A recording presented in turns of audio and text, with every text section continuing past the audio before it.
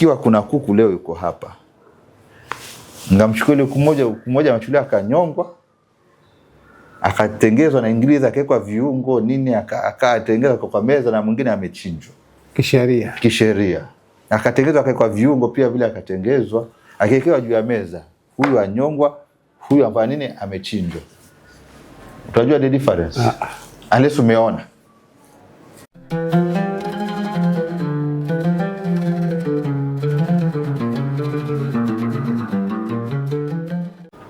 Bismillahirrahmanirrahim. Welcome to Halal Charity TV, the media arm of Halal Charitable Trust, a non-governmental, non-profit making organization in Mtwapa. We work with the community for the community, and we are doing da'wah through charity. Mashallah, today we have a guest from Gulf African Bank. Gulf African Bank is Kenya's first fully Sharia compliant bank. And inshallah, we are going to discuss about Islamic banking, ethical finance, and how the bank supports business people, the SMEs. Inshallah, introduce yourself. Assalamu alaikum wa rahmatullahi wa barakatuh. My name is Abdullah Saleh Saria, and I work at Gulf African Bank in the Sharia department. And today I'm here with Brother Bashir to share a little bit about the Islamic banking, Islamic finance in Kenya. It's a pleasure for me. Na nafikiri pengine pia kama itaruhusiwa tachanganya lugha zote kwa Kiswahili na Kizungu for the benefit of our viewers. Shukran. MashaAllah. Our first question is, what is Islamic banking? Thank you so much. I like saying it in a layman way so that people can understand it. We say Islamic banking is the banking activities which conform to Sharia principles, in a nutshell, in a simple way. Or we can also say Islamic banking is banking which conforms to the Islamic law, which we call Sharia. Okay, how is it different from conventional banking? Okay, it's different from conventional banking on the way it's being done. And today I want our viewers to understand that sometimes when we get some customers, like that question posed, that we don't see the difference, because if I go to Bank A, which is conventional, and also I go to Bank B, which is Islamic, I'm getting the same thing, whatever I want. So the end product is always the same, or could be the same. But what makes difference, the ways and means of approaching that end product. The end product, like I could say, for example, I want mortgage, I want a car, or I want float financing, I want construction financing, I want working capital, or maybe I have some other needs, like I want to pay duty or school fees or medical. Those are the products we're talking about. And wherever you go, each bank will go, those are some of the needs we're going to be satisfied with. But at the end of the day, but how are we going to do them? So the ways and means of approaching that end product, what makes difference. And number one, when it comes to Islamic now, we are looking at the big thing. Every Muslim comes to an Islamic bank because, number one, he needs an interest-free banking. He wants riba free. He doesn't want anything to do with riba. So interest. So to need a riba. So he comes to us because he wants interest-free banking.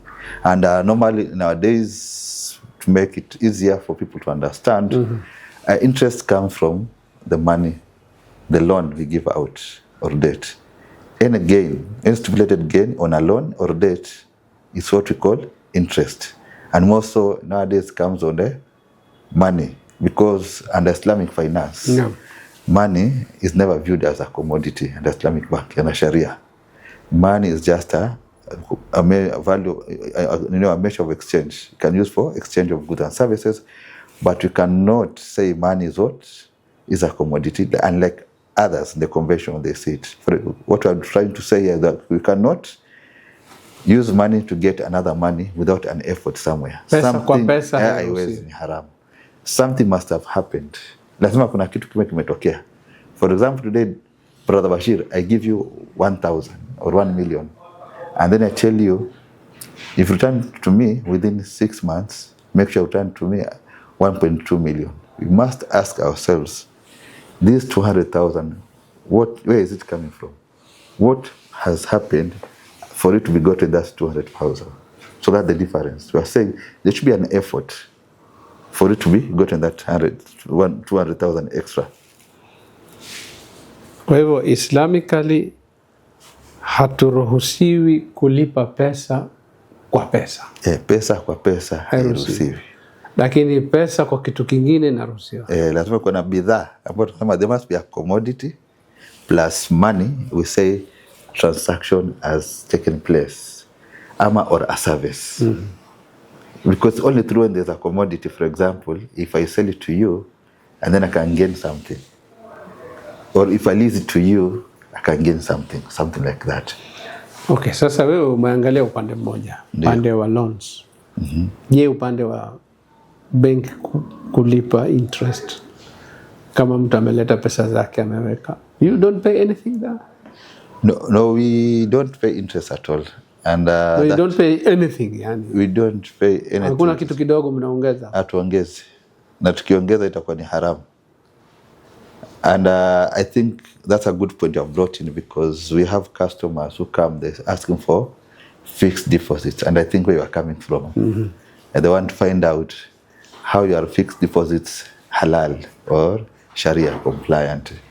So when we come to do fixed deposit with us, because anything, any product under Sharia banking, it has an underlying Sharia contract, which makes it to be an halal way. So for example, when it comes to fixed deposits, we have this contract of Mudaraba. A contract Mudaraba is a kind of partnership which is called of entrepreneurship, whereby you have two partners. One is the owner or the capital provider, and Sharia we call him such a person Rabul Mal. Mwenye pesa. Mwenye pesa. Mwenye fulus. And then the other one is called Al-Mudarib. Is what? The entrepreneur or the fund manager. This kind of person has the expertise on how to invest or to work with the money. You understand? So it's a kind of partnership between two parties. One is a capital provider and the other one is an entrepreneur. So they come together, they agree in the profit sharing bit. But not the losses. Losses ni ya mwenye biashara. The losses ni ya mwenye pesa. Peke yake. Mwenye pesa peke yake. Tutakuja kwa hiyo, siko points hizo za. Sawa. Pengine ungetuelezea kwa lugha nyepesi, not the banking jargon. And watu wengi wanashindwa kuelewa murahaba. Can you explain in simple language the type of product that you give compared to easy products ambazo conventional bank wanapeana? Current account, savings account, fixed deposit. Okay. Unapeana nini na nini? What type of services do you have? Okay. The product that the conventional banks they give and what we give, they are quite similar. But like I said a while ago, for us, for each product, there's an underlying contract. For example, we talked about the current accounts, we have it, the savings account, we have it, and when it comes to the liability areas, and the fixed deposit accounts, we have them. For the current accounts, we have an underlying contract called Qard. Qard, under Sharia terminology, is the loan, which is the only loan is allowed in Islam. When I give you something, you return it exactly the way it is. You don't return anything on top of it. It doesn't gain anything. So I give you money, I give you 1,000. Because you are in need, you have to certify your needs, you are going to use, and then you return, you agree. After some time, you return the exact amount. That's what's called Qard. And this underlying contract we use with current accounts. When you go to the conversion, one of the main features when you go to the conversion world of the banking of the current account, they tell you it doesn't earn interest. For us, it doesn't earn any profit. On the current account? On the current accounts. Because when you come there, through the current account and the contract of Qard or Qard Hassan, when you come to bank with us, we are the counter, you are banking with us, you are what? You are like lending us the money. Like we are borrowing your money. As we are going to keep the money for you, but also you are lending your money to us to use it. But anytime you want it, you come and get it. So we are not supposed to give you something on it. So it's like we're giving us a card. That's current account. Yes, that current account. So there are no overdrafts? There are no overdrafts. So if there's no money in my account, I give a check of 2,000 and there's only 500 in the account. What do you do? The check is returned? No, we have a special arrangement, like you also said. So, but we are not going to charge or something. We have a fixed fee. And Islamic finance, the only overdraft which is allowed, we have to charge a fixed fee. Kani 300 for the service I'm offering. Because remember, so you're overdrawn. So will you pay the check first? No, the customer will tell us, kindly accommodate me for today. I have so much checks I want to pay. So we'll allow them to overdraw the account. But we're not going to earn per se on the overdrawn account. It's just like a service we have given to them to facilitate, to accommodate them. So they pay a little amount, like a fixed fee. Is it 300 or 500? That's allowed because we are a institution. We are in business. You are in business. So it should be a fixed fee amount, which you are going to charge. It should not be something like percentage of the amount you have been overdrawn, like you go to the conventional banking. So that's the only overdraft currently that we have as a bank. Okay. Yeah. And the other services you have? You see, this is current account. Yeah. Next one you have savings account. The next we have savings account and the fixed deposit accounts. So under Sharia, they follow the contract of Mudaraba, whereby when the customer comes and saves the money with us, you understand, from the beginning, from the form they're going to fill, they are told this money is going to be kept under the contract of Mudaraba because we are going to use it for investments in a halal area, halal investments. So number one, how do we invest in that money? Number one, when we keep that money, we use that money to offer facilities to other customers. That's one of the main channels that we use. So you don't pay the customer anything? No, when the customer, now I'm coming there, when the customer put that money in our savings accounts, it's going to take it to a pool, in a certain pool. In that pool, that's when the customers come for facilities, it's part of the money that we're going to give them for facilities. So since we are going to invest, because the customer is giving a facility, is going to do maybe a mortgage or is going to motor vehicle or plus finance, is working up whatever, is going to trade with that money to make profit. Is that profit comes to the bank? Mm-hmm. So we are going to share that profit with the customer. That's what I'm saying. For us, it's a profit. It's like an investment to the customer. It's first going to halal investment. Secondly, it depends on the outcome of the investment, the trade the customer has done. If get the certain amount of money profit, we share according to the ratio of agreed. So it has happened. Maybe sasa swali laja hapa. Naam. Mwenye account huyo saving anakuja kufungua. Je, anaelezewa mwanzo kwa bwana, wewe hizi pesa zako sisi tutazitumia na tutakulipa hivi? Ama he's not in the picture, anaambiwa tu sign hapa, hii ni contract, alafu nyinyi mnajiwekea vile mnataka, mnamlipa kiwango kile nyinyi mnataka? Hapana, Dr. Bashir. One of the main principles of Islamic, the Prophet sallallahu alaihi wasallam atuambia, al-muslimuna ala shurutihim. Muslims are bound by their covenants. From the beginning, customer kingia pale, while he's doing the savings, we tell them, hii inaenda kwa nini? Kwa Mudaraba accounts, and this is how it operates. Ile form atajaza pale, it has the terms and conditions, and we ask them, go through the terms and conditions you understand. To understand. Kama utaelewa, kama hujaelewa ulizwa swali. Kwa sababu ziko pale, na sign pale chini. Kwa sababu hiyo inakuwa kama ndio contract sasa. Anaelezewa kama kiwango fulani atapata, na hii account features zake ziko vipi, na itakuwa ni vipi, na vipi atapata ile faida yake. Ndio maana sija kipata pesa kwa account akaanza kupiga sema jamani, hii si riba. From the beginning you have to understand. Nilikwambia na hiyo account opening form iko na hizo instructions and terms and conditions. Utapitia wewe, na kama uelewi pengine uende kwa mtu atakupitisha, na uende kwa mtu ambaye atakuelezea uelewe, pesa imeingia sasa, hii ni halali. Sikuwekewa pesa tu hivi kama sijui. Hilo kitu muhimu sana katika Uislamu. Ni ile investment ambayo benki imefanya. Sasa katika biashara kuna kupata na kukosa. Ndio. Hapo ni upande mmoja mmepata. Je, mkikosa, mkifeli, yani biashara kama haikwenda vizuri, yule mteja pia naye anaumia upande, ama yeye zake hazipotei, itabaki zile zile? Hapo sasa ndo naja sasa. And we have to be quite open. Kiislamu na kisheria inatakikana vile biashara imeenda. Pengine sisi tukipatia katika pale ule mkataba atakupatia huwa ni makadirio. Sasa tumeona kwa hiyo muda hii pesa tukiitumia katika investment wewe tukapata mfano kiwango cha 5% ama 6%. Makadirio yetu inafai makadirio. But kibiashara vile itafanyika baadaye faida. Wenda ile faida ikaenda 8% ama 10% ama ikashuka 4%, 3% ama ikashuka pia ka 0 ama ka negative. So Islamically vile biashara itaenda ile faida patikaniwa nafaa tu share vile.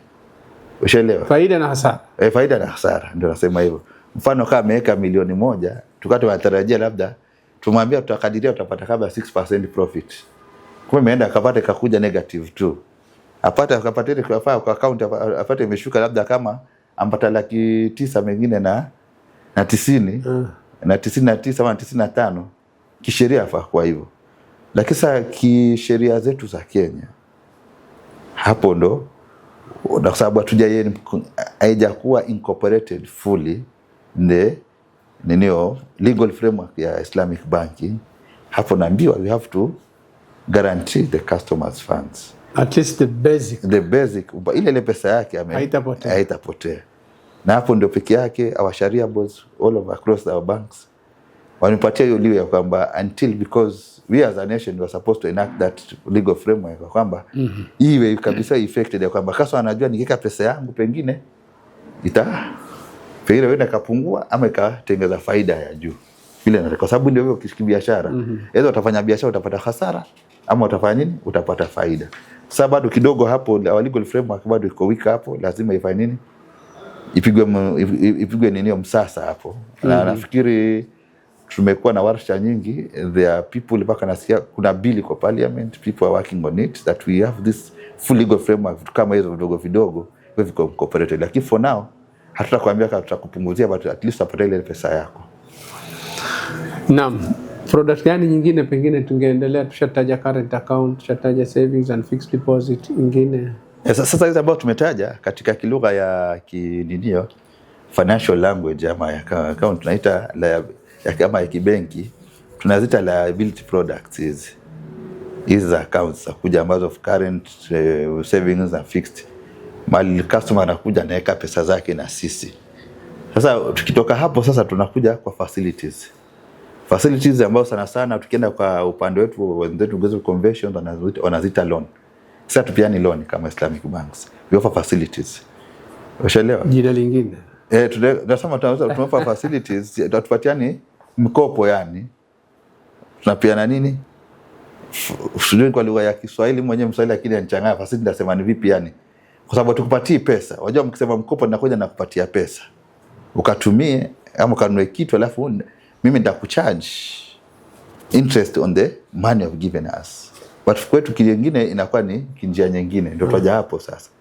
Tunapeana mortgages ambao tunapeana car facilities, tunapeana plot financing, tunapeana working capital, na ndio sasa kuja ziko na ndio vile kama nimesema ziko na underlying Islamic contracts. One of the main contracts ambazo tuko nazo ni murabaha. Pengine washaisikia ama tuwashasikia sana. Sasa hiyo murabaha watu wengi hawaelewi, nataka utueleze kwa lugha nyepesi ili tuweze tukaelewa. Lugha nyepesi, murabaha is a sale. Shona, where the Islamic financial institution is going to purchase a commodity. When a customer is in need of a commodity, ataka kununua kitu, identify a certain product ama bidhaa fulani kwa mali fulani dukani, atakuja to approach wa mimi nimeona there's a product there, kuna bidhaa fulani pale nataka kununua lakini sina pesa, nataka mwenye mnifanye nini mnisimamie. Sasa kumsimamia sitakwambia tutampa pesa, tambia kuna mbinu ambayo tutatumia na naja hapo sasa before nije kwa hiyo product ya muraba ama ninio zingine. No. Islamic banks have 4 main modes they use when they're advancing facilities their customers for them to make income.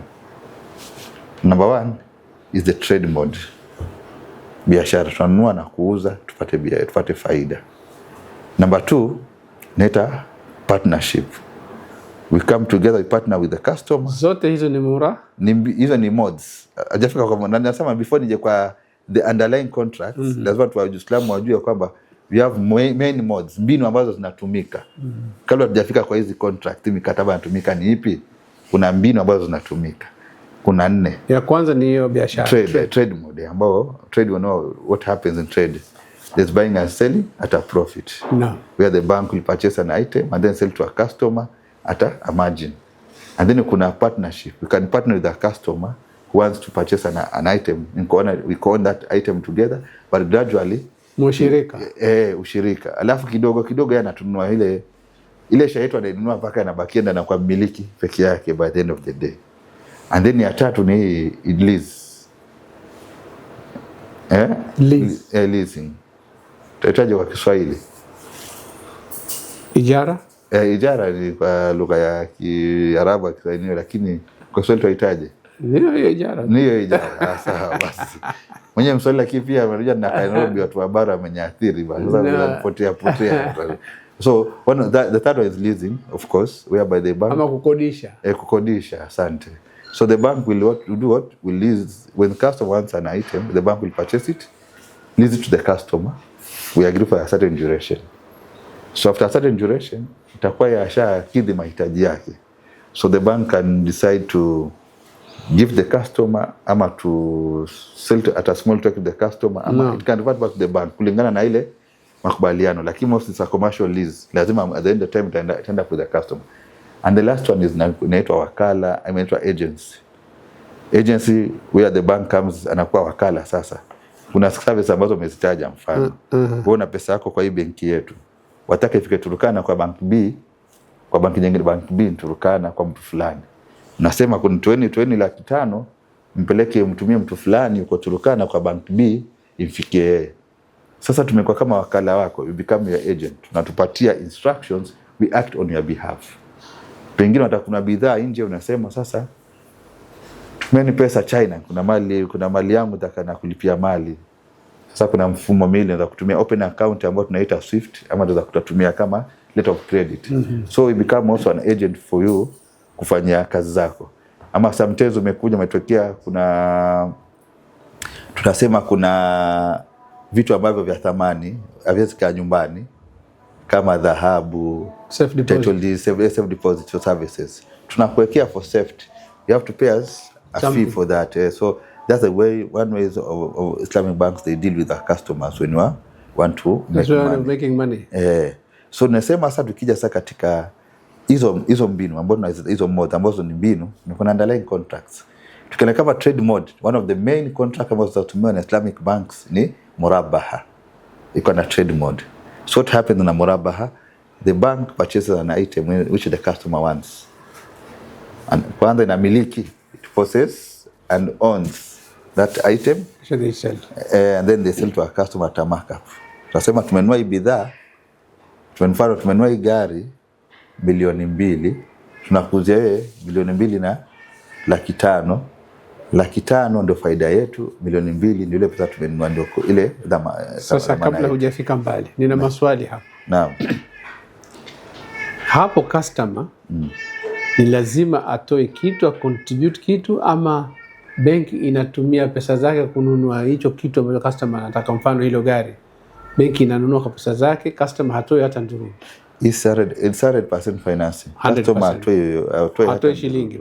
Hii ndio mnamnunulia. Ndio tunamnunulia. Swali la pili, je, mnaelewana na mteja kuhusu kile kiwango mtaongeza?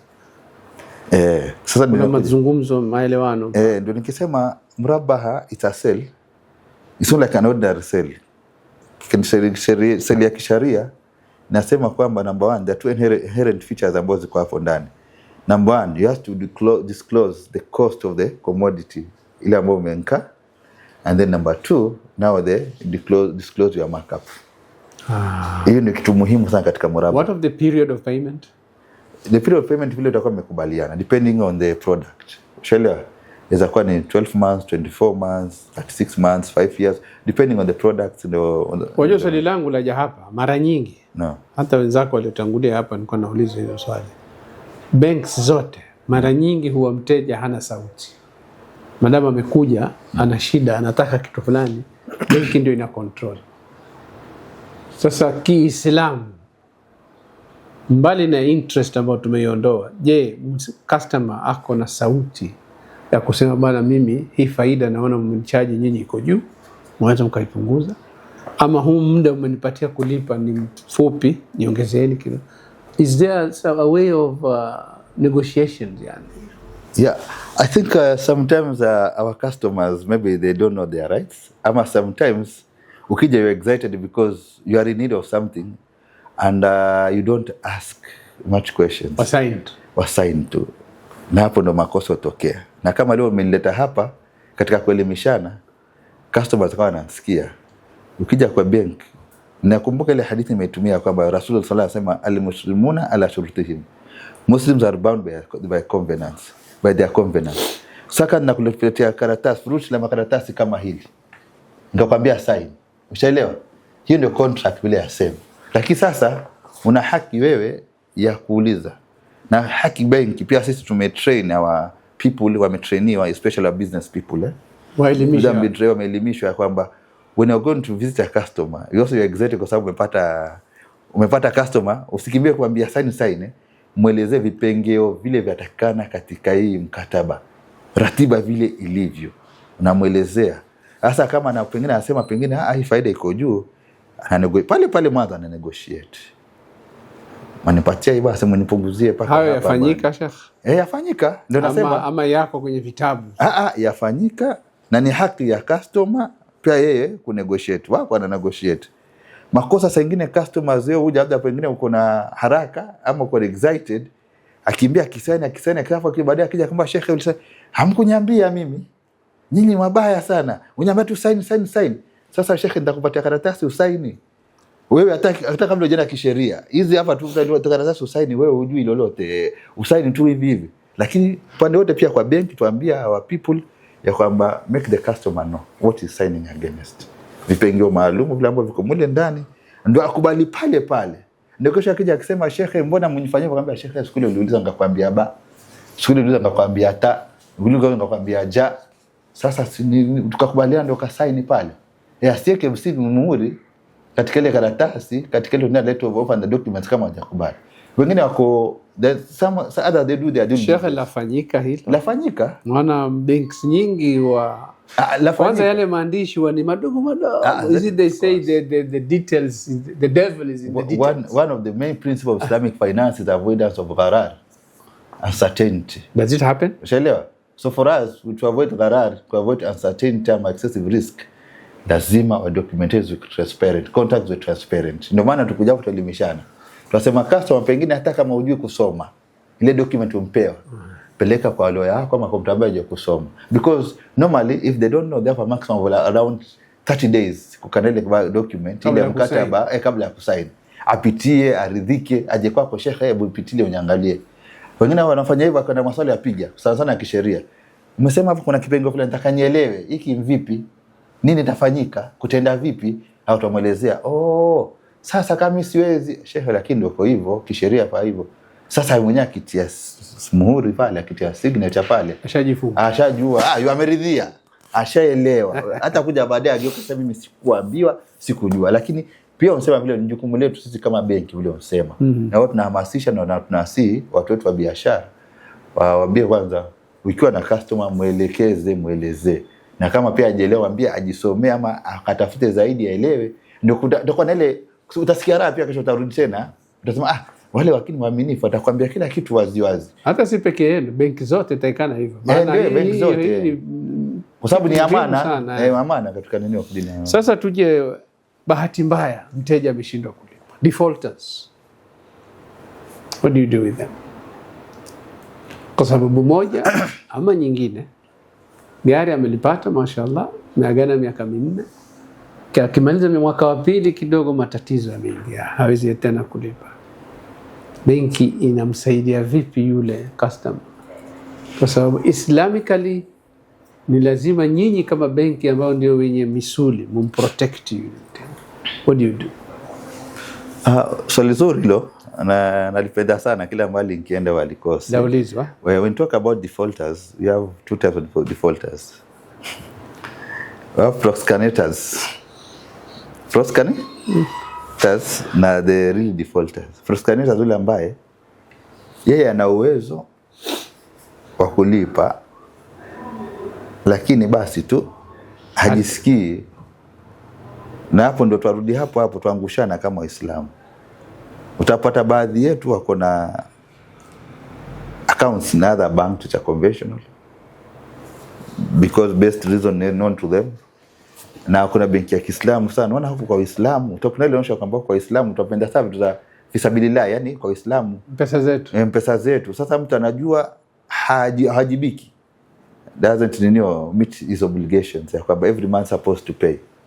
Na tunajua sisi kama watu wa benki, there's a way we know each other, we can know if pengine, because from the beginning kija uko lazima uta disclose niko na accounts zingine hapa na hapa, so tukifuatilia tutapata kule wao service vizuri uko tuchezee ona uwezo, lakini basi wana benki ya Kiislamu. Tutazungumzia mtu ambaye kikweli ndio nasema naja hapo nishama na proxenetor. Sasa yule ambaye hajiwezi, Kiislamu nasema mtu ambaye hajiwezi mwampatia nafuu, fanyeni afueni. So kuna njia customer za kuja akauliza muda kwa pengine, kwa sababu ni kaida ya mwanadamu. Ukianza biashara yako, if you start your business, you know, you don't anticipate, wewe unajua mambo yataenda vizuri. Bro amesema 1 2 3 down there mambo yaende vizuri. Waje ajaliza kama jamani sasa nimekwama kidogo, utapewa muda, grace period. Watu jakauza grace period ya 6 months, 1 year. Nipatini muda nisilipe kitu. Ama niwalipe faida profit wala si weza amua, weza sema either nipatini muda nilipe profit nisilipe principal, ama nipatini yote yaitwa moratorium.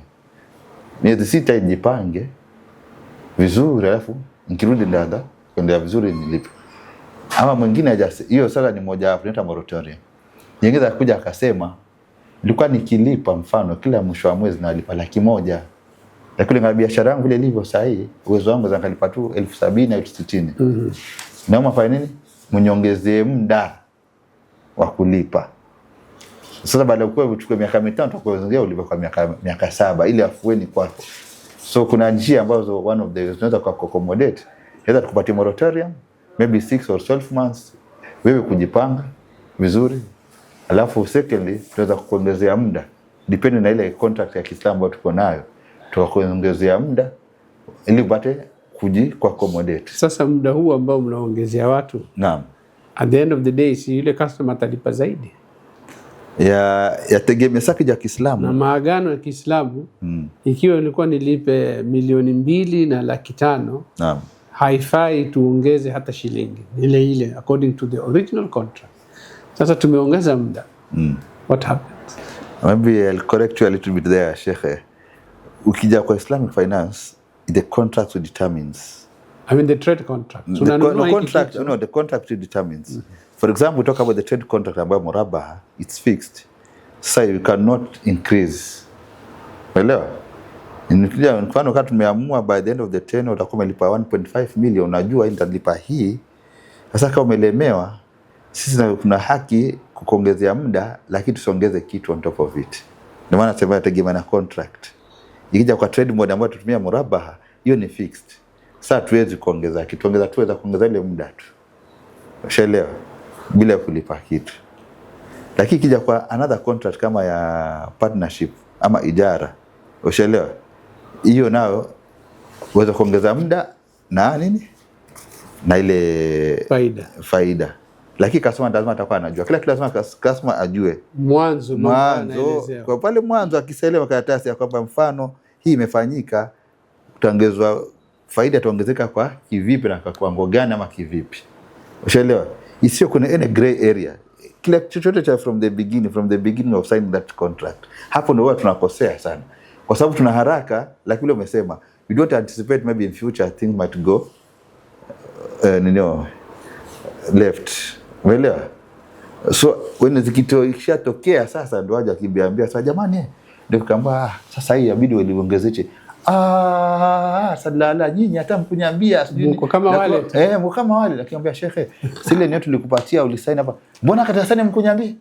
Sasa wanyambia sasa ndio sign.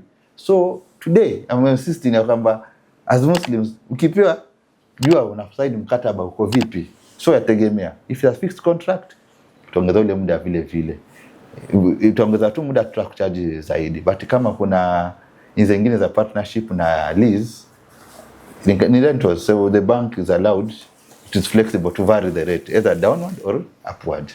Naam, sasa umemwangalia yule mteja, mashallah mteja mzuri, lakini kwa sababu moja ama nyingine ameshindwa kulipa. Naam. Na yuko mwisho sasa, hawezi tena sasa kuendelea. What do you do? Okay, unashalipa tuseme nusu. Kuna mbinu ambazo benki zinachukua ambazo pia Islamically hazina athari yote. For example, tukiona umelemewa sana, pengine tukupatia, tumenunua gari pamoja na wewe, tumenunua nyumba pamoja na wewe, tumenunua plot pamoja na wewe, ama a commodity, yani an asset na tumeona umelemewa kabisa. Hizi mbinu tumezi apply ile ukasema tumpatie moratorium, it is not working. We give them it is okay. We have increased the tenure for you, it's still not working. Sasa baba tufanye hivi sasa. Option tunakupatia. Kuweza tafuta mteja uuze kwa sababu ili deni likuondokie. Yaani sio kama deni upande wewe, elewa. Hii kasumba ikuondokee sasa, uweza ukapata mteja ukauza ile nyumba ama gari ama nini ili tumalizane. Kwa sababu ukiuza wewe mwenyewe itakuwa faida kwako, can get somebody can sell at a higher price. Shelewa? Alafu ile ukishauza ile ambayo tukudai utumalizane. Haya. Siwezi pata pia mtu mimi wa kudinio. Sasa tufanyeje? The bank will have to go through the legal process. Legal process now ni auction. Umeelewa? Hapo ndo napataka. Hapo ndo napataka hapo. Na ikija katika auction, ndio nakuwa ngoja subiri hapo kwa hamu na kama. Na ikija katika legal process auction, and of course value itauzwa katika bei ya chini at a very low price. So kama ni tegemea vile na Islamic contract. Kama ni pengine ni murabaha, hiyo ni deni ambayo tukudai. Pengine tumeuza ile gari mfano ile, alafu bado tukudai uko na deni. Benki itaangalia ni nini ina haki ya kudai uwalipe. Lakini imefika mahali tumeona kweli huyo mpaka tushafanya auction tumeuza, hawezi, hakuna namna ambayo yeye he can no longer service. Hatuwezi kufuata, itabidi fanya nini? Tukusamee. Hivyo Kiislamu ndio wasema we write off that new facility. Lakini lazima kuna mikakati fulani tutachukua, certain kisheria parameters will undertake to find that kweli huyo hawezi kutulipa. Kwa hiyo lazima tuangalie kweli imefika mahali mpaka ufika kukutana tuweze kusukuma sasa wewe lazima ulipe, tukweke deni kwenye shingo mpaka unkufa hauna raha. Itakuwa advice kama itakuwa nini? Tumsameheni. Sasa wakati wa auction. Conventional banks. Naam. Most of the times wa mteja hana sauti hapo. Wao wanaangalia deni lao. Huyo mtu tutamdai milioni 2. Kwa hivyo hiki kitu ambacho tuko nacho, hii asset yake tuko nayo, tutaiuza tupate hizi milioni 2 zetu. Ndio. Yaani kivyo vyote bora zetu zirudi, yeye shauri yake. Na huyu mtu amelipa nusu mfano.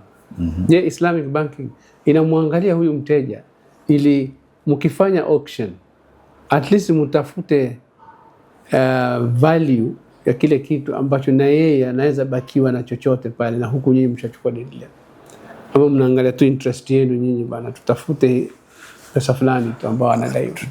Tuseme tumechukua through ile facility ilikuwa imechukuliwa through ile mode ya partnership. Umeshaelewa? Ambapo tunaita musharaka. Tukishauza kisheria inafaa sasa ile mapato tumepata. Tunasema katika the aim of a partnership kienda ina layman way ama ina layman way mtu kuelewa zaidi. Kwa njia rahisi takhlisi sana mtu kuelewa ni kwamba we share profit and losses. Umeshaelewa? So pengine tumeuza through auction. Tukapata ile pesa tumepata, tuangalia at that particular moment kila mtu anaona how much shares.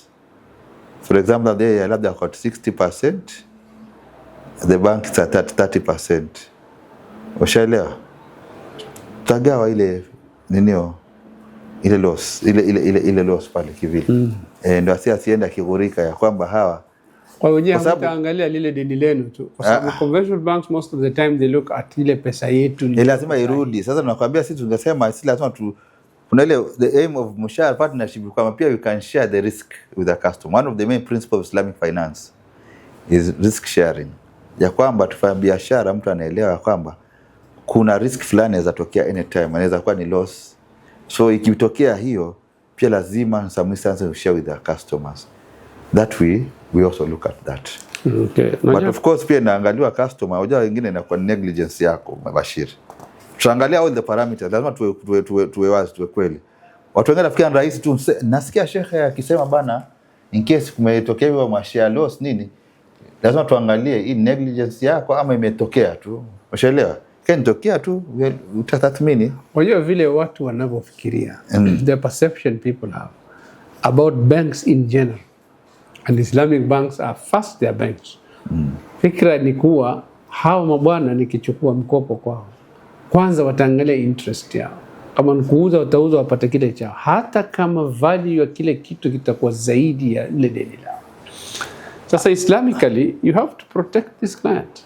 Yeah, we protect the client Islamically and also under the Kenya's consumer laws. Si vile watu wanafikiria. Kitambo mtu haja auze afanye auction, huwa shekhe imepitia mbali. Maybe tatikia after mwaka na nusu hata miaka miwili. Kwa sababu kuna certain parameters, ile barua ambayo mpatie muda labda 90 days. Mpatie muda 180 days. Sasa shida ile faida yaongezeka. Sasa ile loan yaongezeka. Kiunda conventional loan yaongezeka. Huku hakuna. Huku hakuna. Kwa sababu gani? Mfano batemu tuende auction. Umeelewa? Ikiwa tumechukua ile mode ya partnership na lease. Batemu tukienda auction kwamba tumefanya nini? Tumeseize ile asset, si ndio? The day I come to seize that asset, kama nyumba tumechukua, kama ni gari tumechukua, charges profit accumulation ina stop ya hapo. Of course tutasema kwa system ina accumulate, lakini siku ile ndachukua, tumechukua ile gari, tumeshika ile gari ama ile nyumba tumechukua maninio, we have taken possession of the asset, the accumulation of profit stop from that day. Ushaelewa? Paka tumalize process yote ya auction, hatuwezi sema ati baadaye bado ilikuwa na accumulate. Kwa siku ile tulichukua ndio ilishia pale pale. Si kama kivingine sasa. Ndio maana tunasema muhimu wa Islamic finance there's an asset kulingana vis-a-vis kali kuna pesa. Pesa itaendelea kurundikana. Tarundikana, lakini wale asset tushaichukua ni tarundikana. Lakini kabla hamjaichukua. Naam. Kabla hamjaichukua. Mfano customer ameshindwa by February. Ameshindwa, hawezi kabisa. Nyinyi hamtaichukua immediately. Mtaanza kumwambia bana jaribu kufanya hivi, jaribu kufanya hivi. Sasa ule muda ambao unaongezeka mwezi wa kwanza, mwezi wa pili, mwezi wa tatu. Sasa ile figa ambayo nyinyi mnamdai itabaki ile ile tu ama itakuwa yaongezeka vile hajaanza kulipa? Hajaweza kulipa. Kitu muhimu pale Sheikh umesema, we don't, when the customer is, but in fact we are very happy when the customer comes and says, guys, we have reached now, I can no longer service it. Here is your asset. Hatuwezi kumlazimisha tumwambie tulikupatia ngangana. Akija kuta mashaya ameshindwa, nitakwambia pale pale, the only advice you can give them, tumwambia sawa umeshindwa sawa. Waweza utafuta mtu ukauza. I can't find. Ametuachia pale itastopia pale, accrual itastopia pale. No, you got the legal process ambayo kuna naiongelea hapa. Unajua tulikuwa tuzungumze mengi Sheikh. Kuna hiyo mortgage, kuna auto loan, ndio. Kuna personal loan, ndio. Kuna business loan, ndio. Naam. Sasa muda naona umeenda, tutaweza kudiscuss maybe inshallah tunaweza tukapanga siku nyingine tukazungumza haya kwa kina. Inshallah. Ambapo mimi ningependelea tufanye episode moja tuzungumzie mortgage peke yake. Sawa. Kwa faida ya wale wanaotazama, wanajue mortgage ukichukua kwa Gulf African Bank, ndio. Kuanzia mwanzo. Naam. Process yote mpaka mwisho ambapo umepewa nyumba yako. Ndio. Process yenyewe ni hii. Tuende wiki nyingine tuzungumzie mambo ya gari. Kuanzia mwanzo mpaka mwisho. Naam. Tuende wiki nyingine tuzungumzie mambo ya loan za biashara. Sasa muda vile umeisha, acha tumalize hizi points zingine 2-3. Sawa inshallah. Can non-Muslims also bank with you and enjoy these facilities? The question is why not? Exactly. Non-Muslims, they can bank with us. And currently, I think we are around, if not 40% of our customers also, they are non-Muslims. And for them, mashallah, they enjoy a lot than we Muslims. Okay. Because they know what they go through in the conventional banking. So when they come, we give them this, we enlighten them about how we do our facilities. And they say, wow, mbona wakati nimechelewa mkuniambia mapema? So they also go and tell their friends to come. Because see, there are benefits here. You never seen someone being told that you are going to share losses with the bank. That's my next question is, yeah. Vile umesema watu wengi hawajui. So the penetration level of Islamic banking is very low. Watu hawajui. No. So ndio? No. Sasa nyinyi kama bank mnafanya nini kuhakikisha watu wanajua kuhusu Islamic bank, wanajua kuhusu Gulf, wanajua kuhusu uzuri wa Gulf Bank? Yeah, the awareness bit ndio changamoto kubwa, it's a big challenge. But as a bank, tunajaribu mikakati hapa na pale. Number one, what we do, tunafanya warshas. Tunasema Islamic banking workshops. And most what tunafanya sasa pale where the regions where our branches are located. Kama last year tumefanya kama 4, sijakosea, tulikuwa Eldoret, tulikuwa Nakuru, tulikuwa Garissa and Nairobi. And I think alhamdulillah this coming year, I think Coast Region Trafika, hizo ni workshops whereby tunakaa kwenye warsha kama kwenye hall, watu kasa wanakuja, tunaelezea, tunasikiza maswali yao vile uniuliza, tunaelezea bidhaa zetu tunafanya kazi na hivi na hivi, alafu nao na maswali yao wanauliza. Singine tunapata different types of people. Kuna mashekh al-alim wamebobea katika fiqh linio muamalat, fiqh ibadat.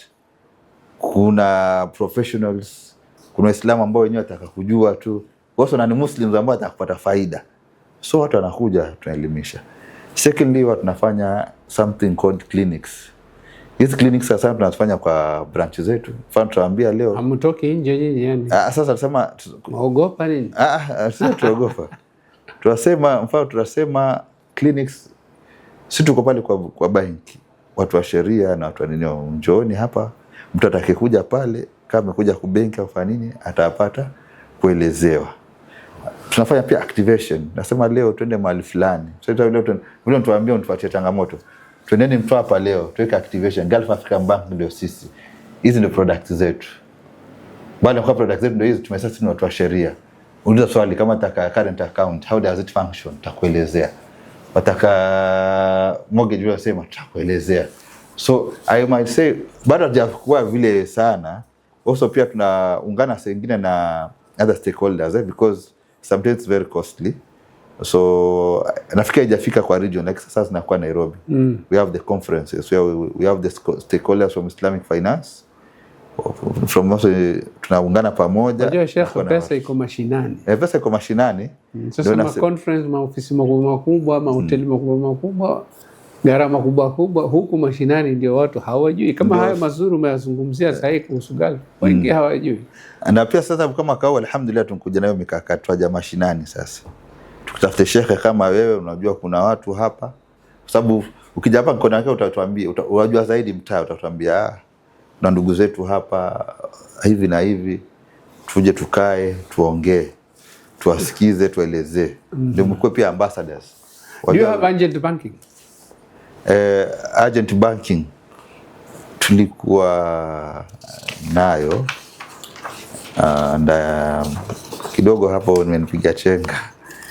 Najua ipo lakini sijajua to what extent. It's not active. It's active but I don't know to sitaki kudanganya hapo kwenye umati to what extent hapo.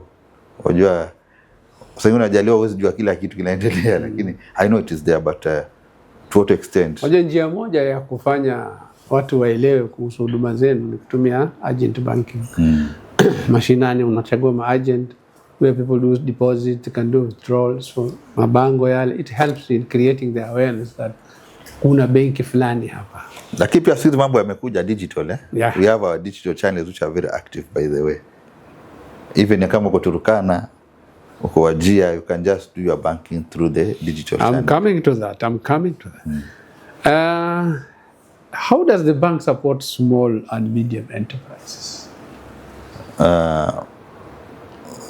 By giving them channels where they can operate without them moving to the main physical banking. Ndio wakasema no, hakuna mikopo fulani ambao wamepangiwa hizi SMEs. SMEs wako nazo. In fact, those are our major those are our major customers. Or special products for traders and entrepreneurs. You have products that traders, tukopaka na products za mama and Nisa, and Nisa. Yeah, youth and women also in business. You also have that? Yeah, youth and women and Nisa products tuko nazo.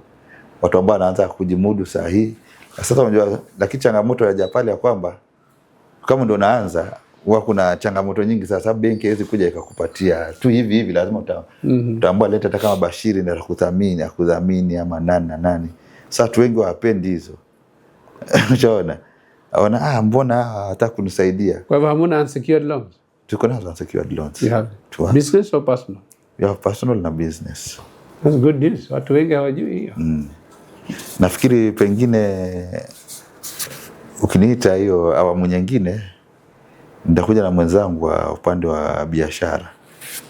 Na mimi kiongelea upande wa sheria na ongelea upande wa biashara. No, si kwamba sijui, lakini wajua pia katika madaktari tena kwa general doctor, atenda kwa specialist wa kifua, cardiologist is better than a general doctor. Kweli. For here I'm trying to act as a general doctor, but you have a specialist atakwambia atakwambia kwa kina. Bila nitaiguza kwa juu sana. Naomba next time nikija nitakuja mwenzangu wa biashara akae pale na mimi hapa, yake ongea biashara mimi napiga upande wa sheria. So how does the bank ensure that you are Sharia compliant? Najua jawabu ni Sharia board.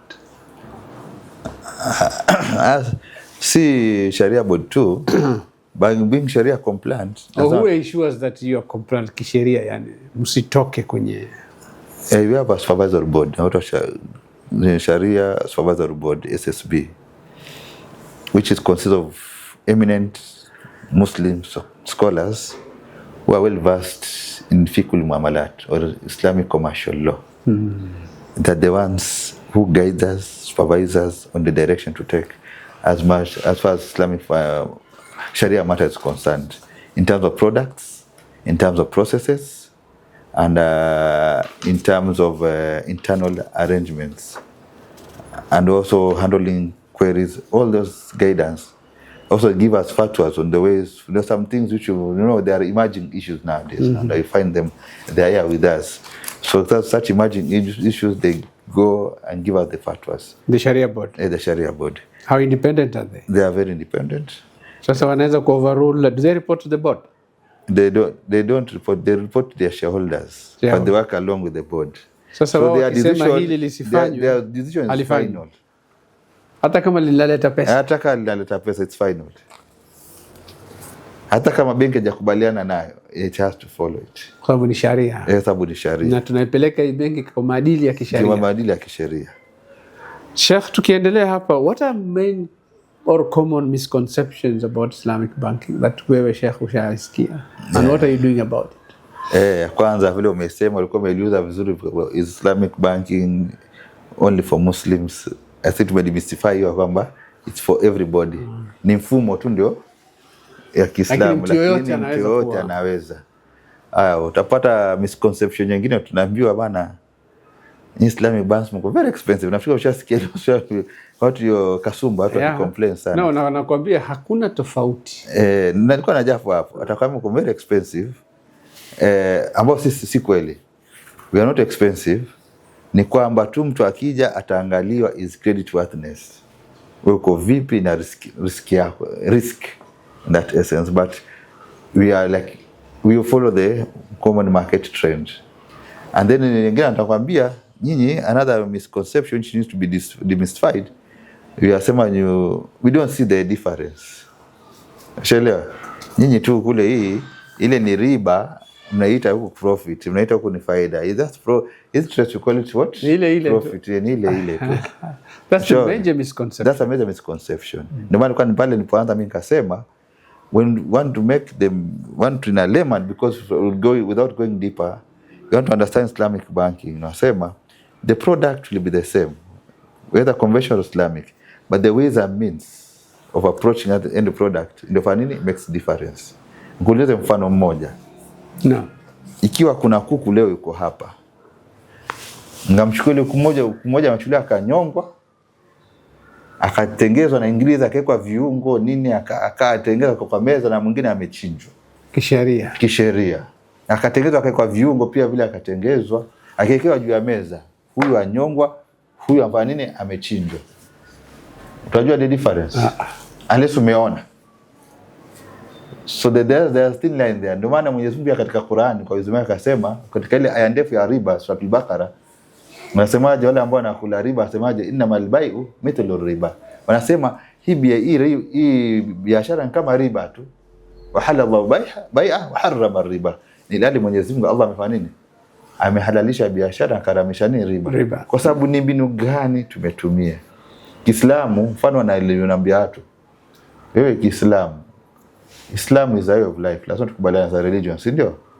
This Islam as a way of life is being safeguarded by Sharia. Si ndio? Sharia ndio itakwambia ufanye kadha, usifanye kitu kadha. Ndio vile ukija katika vitengo vya sheria viko viwili, the two men. Kuna ibadat ambayo ni between you and your maker. Ndio kasi Uislamu tunafunga, Ramadhani yaja karibuni, mwezi tujalie tuipate. Mambo ya swala, haji na hadha ibadat. Hiyo ni ibadat. We can just kwa kuhimiza tu kama ufanye. Na kitengo cha pili tunaita muamalat.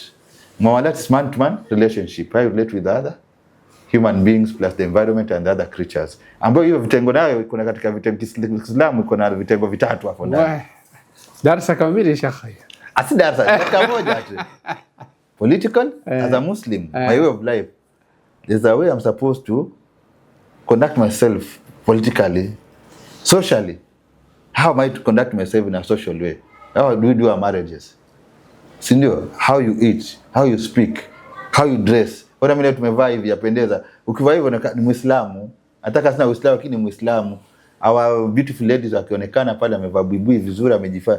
Hiyo ni Kiislamu. Yeah, Uislamu umefanya kavaa vile. Unaona? Sasa vikija pia the last one inakuja economic.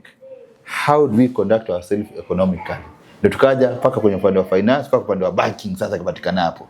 Masheka akasema, hii benki tuko nayo, kuna vitu vya vipungua hapa tuite Kiislamu. There must be a way we can conduct ourselves in Islamical and this banking industry. So inasema ile mbinu ambayo tunaitumia sisi ndio inaleta ile tofauti. Mashaallah. Niko na mambo mawili tu tumalizie. How does the bank contribute to social development? Do you support projects like education, water, orphan, Ramadan support, NGOs like ours, a charitable trust? Does the bank support that? Yeah, we have such programs about every institution, Islamic institution, every financial institution must have network CSR activities. So what tunasaidia in those projects ambao umesema. So for us we have those activities. To have the mainstream ambao pengine tutaenda mambo environment, tunaangalia wagonjwa pengine tuta contribute vipi. Lakini sana vile umesema, we have the Ramadan contribution, education tunafanya to the masala ya umma yani. Masala ya umma to the downtrodden people in the society ambao watu wao wana uwezo lakini mashallah wamepita. Tunaangalia maslaha kama mambo ya medical, somewhere we try to assist medical camp, not individual. Sababu individual itakuwa ni vigumu sengi, lakini tukija hapa kama mtu hapa tukiweka medical camp watu wengi watafaidika. Tuko tayari sisi tunaongoja moja inshallah. Nasema mfano vitu kama hizo. Ule unasema NGOs, ule unasema Ramadan sometimes iftar tunaangalia watu. Sometimes kumetokea kama drought hivi, tuyoso tunaangalia kama janga tunasaidia vile. So kuna mikakati ambayo giving back to the society ambayo the bank has. Mashallah. Na kumalizia Sheikh, unawaambia nini wale wanaotuangalia? Your message to them, especially the youth. What do you tell? Huku tunamalizia. Thank you very much for this opportunity as we wind up. I want to say that most of us have not embraced Islamic banking. And Islamic banking is the future. And most of us are not aware about Islamic bank. Even we Muslims still have those doubts. It's high time that we be ready to learn about Islamic banking, understand it and know it, because it's the future. It's only not the future, it's part of our ibadat. If you know how an Islamic banking works, Allah is saving the ummas. Those people ambao they have understood how Islamic banking works, they embrace it and they're happy and they follow it. So it's high time all of us, especially I'm talking to the youth, Muslim youth, because wazee yao imepita. Sisi tuko na tech savvy, tuko na smartphones, tuko na tablets, tuko na all the avenues to seek information and to learn. And the Islamic financial institutions were here. Like today tumekuja kwa hii program, pengine I will expect maybe quite a number of questions coming from you. That's how we learn. So let us embrace Islamic banking kwa sababu ina faida yake hapa duniani and the hereafter. Shukran watazamaji, tumefika mwisho wa kipindi chetu cha leo. Alhamdulillah, Sheikh ametuelezea vizuri sana kuhusu Islamic finance, Islamic banking, hasa Gulf African Bank. Na nina imani mmefaidika. Kama kuna maswali yoyote, comments zote, tunaomba mtutumie ndio tuzidi kuwaita katika channel yetu hii, tufaidike sisi na nyinyi na umma kwa ujumla. Kwa hayo machache, shukran wa jazakumullahu khair. Shukran.